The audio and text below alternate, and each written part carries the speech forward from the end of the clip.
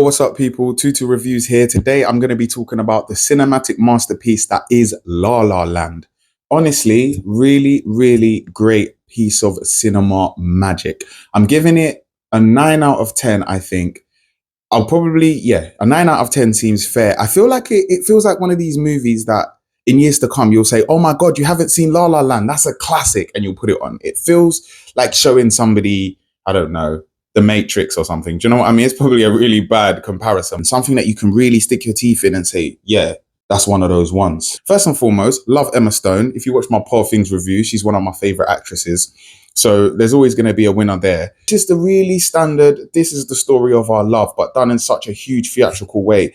The music is amazing. Obviously, it's a musical for those who don't know. The musical scenes are really enjoyable. They're big, they're colorful. The songs fit the moods perfectly. And I feel like when you have musicals, sometimes the songs are narrating the storyline, whereas this doesn't feel like the songs are narrating the storyline. It feels like the songs are narrating the emotions or narrating the feel of the movie. They're narrating the feeling of the scene. And I think it's just perfect, to be honest. And I love how it's not just a love story between two people. It's also a love story between us and art, which is something I can really get behind because I love art. I am a creative. I am in love with art. And, you've got two creatives who are struggling, artists, and, they're making their way through it. They're also making their way through their relationship. They're figuring it out. And there's a synergy between the love between them and the love with their art.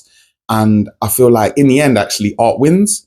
And that's beautiful because art is beautiful. It's something that I'm very much in love with. And, Ryan Gosling's character, I'm going to call them by their actor names because I can't remember their names in the show, but there's a scene where he's talking about jazz. And as I'm watching it, I'm like, oh my God, he sounds like me. Not speaking about jazz though, but just speaking about something I love. He gets really enthusiastic.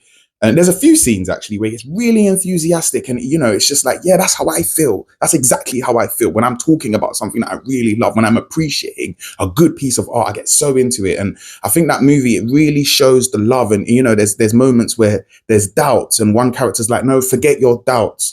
I think he says something along the lines of, if people don't like it, F them. And I'm like, yeah, exactly. That's how I feel. And I think that aspect of it, alongside the romance aspect, it's just got such a beautiful synergy in both ways. And as a love story, there's a scene in which they argue, but as they're arguing, in the middle of the argument, the music stops dead, and you can really notice the difference. And it's just like a really eerie beeping noise in the background. And it's like, yeah, the music stops. Do you know what I mean? Music is the background of our lives, and it stops.